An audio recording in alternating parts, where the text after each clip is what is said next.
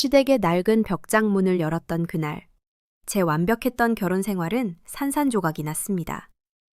그저 손님용 이불을 꺼내려던 것뿐이었는데, 겹겹이 쌓인 낡은 옷가지들 뒤에서 제 심장을 쿵 내려앉게 만든 물건을 발견하고 만 거죠. 먼지가 뽀얗게 쌓인 젖병. 저희는 아이가 없었습니다. 더 정확히 말하면 3년 전 태어나자마자 하늘로 보낸 제 아들 외에는요. 그런데 대체 왜 시댁 벽장 가장 깊숙한 곳에 이런 낯선 젖병이 숨겨져 있었을까요? 그 순간 불길한 예감이 스치며 온몸에 소름이 돋았습니다. 이건 거대한 비극의 시작을 알리는 신호였습니다. 손에 쥔 젖병이 부들부들 떨렸습니다. 심장이 미친 듯이 뛰고 머릿속이 하얘졌습니다. 온갖 끔찍한 상상이 꼬리에 꼬리를 물고 피어올랐어요. 남편의 외도, 다른 여자와 아이까지 낳아서 몰래 키우고 있다는 생각에 정말 피가 거꾸로 솟는 기분이었습니다. 그날 밤 퇴근한 남편에게 젖병을 내밀었습니다. 제 손에 들린 젖병을 본 남편의 얼굴이 순간 굳어지는 걸 저는 놓치지 않았습니다. 이게 뭐야? 설명 좀 해봐. 시댁 벽장에서 왜 이런 게 나와?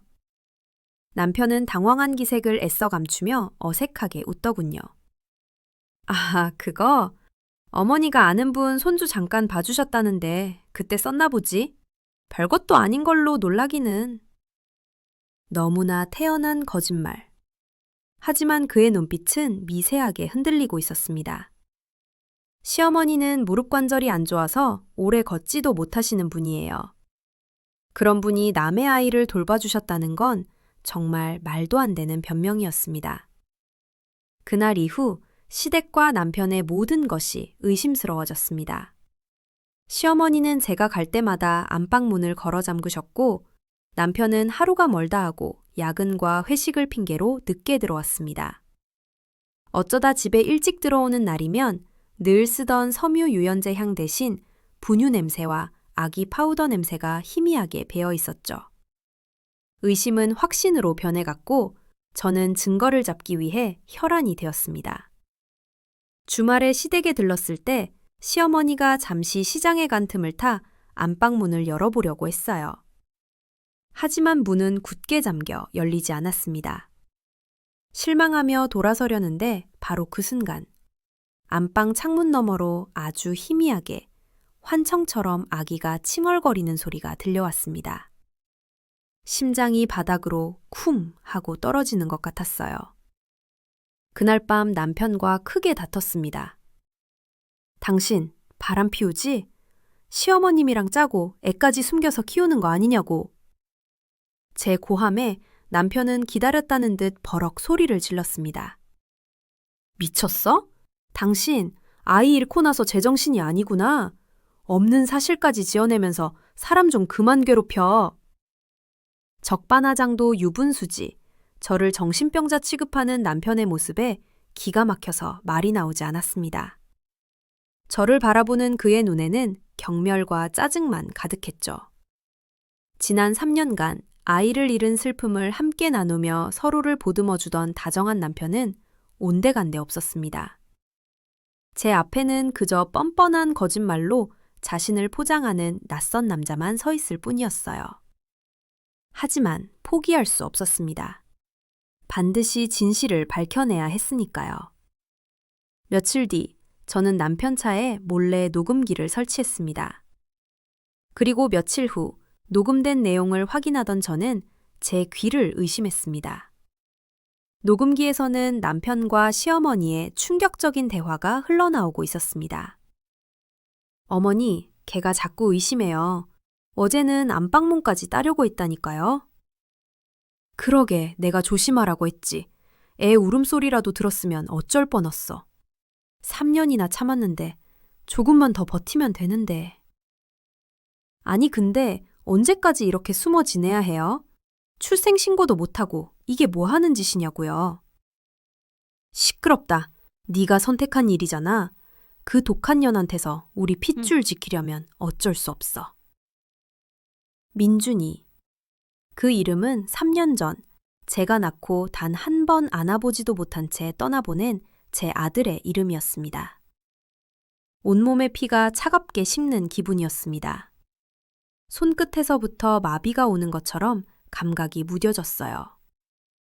남편과 시어머니가 말하는 민준이가 설마 제 아들이란 말인가? 아니, 그럴 리가 없었습니다. 제 아들은 태어나자마자 심장이 약해서 인큐베이터에서 제대로 숨도 못 쉬고 세상을 떠났어요. 제가 직접 사망 진단서까지 두 눈으로 확인했단 말입니다.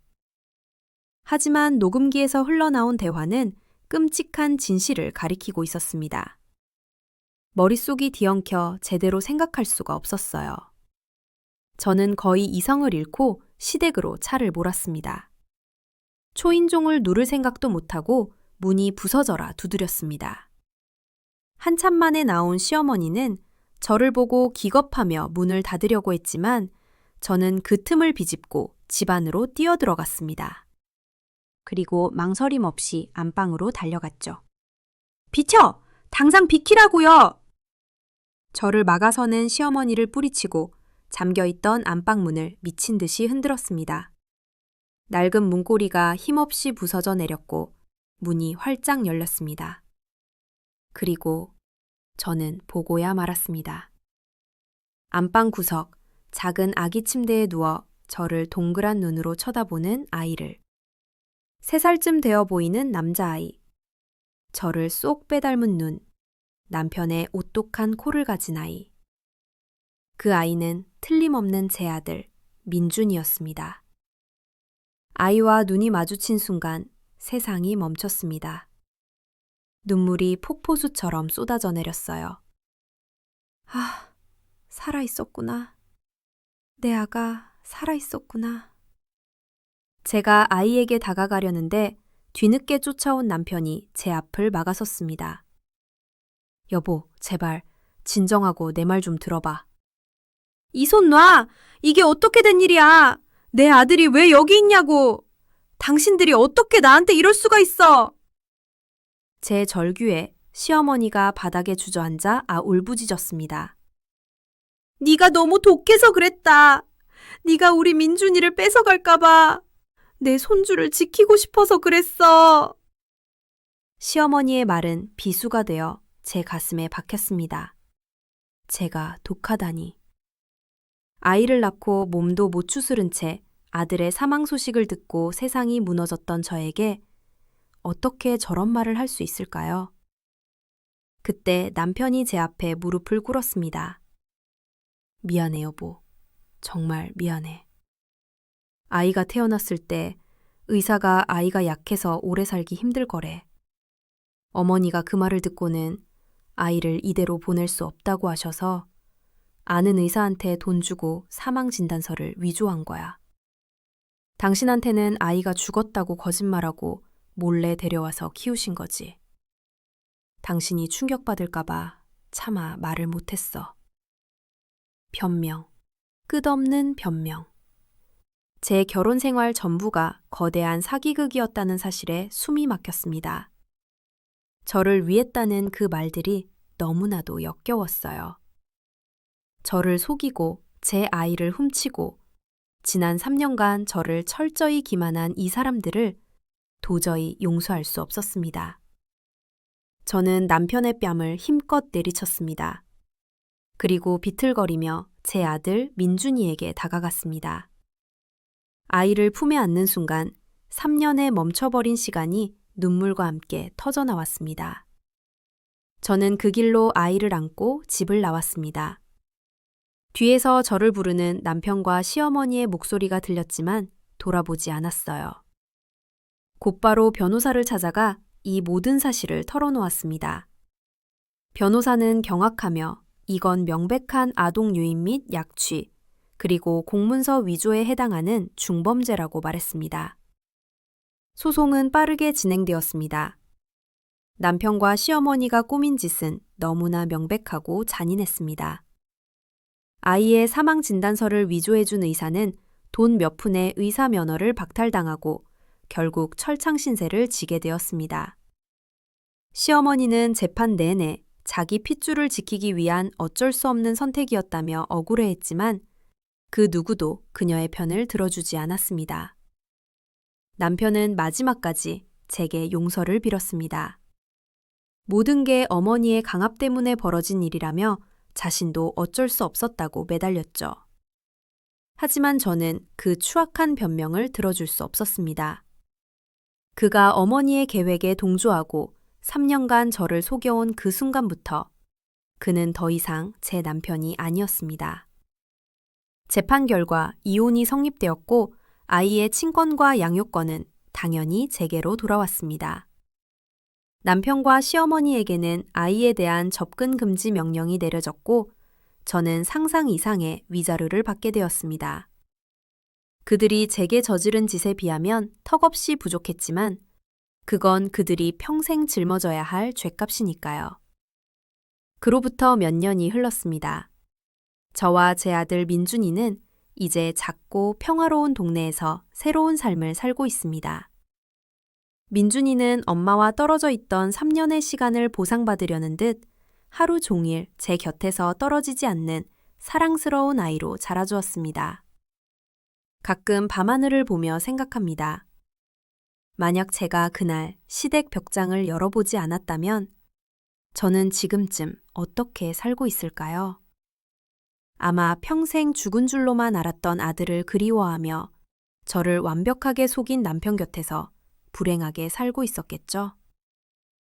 배신의 상처는 깊고 아팠지만 진실을 마주할 용기를 냈던 과거의 저에게 정말 고맙다고 말해주고 싶습니다. 제 이야기가 여러분께 어떻게 들리셨을지 모르겠습니다. 혹시 지금 사랑하는 사람의 사소한 거짓말 때문에 홀로 아파하고 계신 분이 있다면 이 말만은 드리고 싶어요. 진실은 때로 고통스럽지만 결국 그 고통을 마주해야만 비로소 새로운 삶을 시작할 수 있다는 것을요. 여러분의 삶에도 혹시 믿기 힘든 반전의 순간이 있었나요? 댓글로 여러분의 이야기를 들려주세요.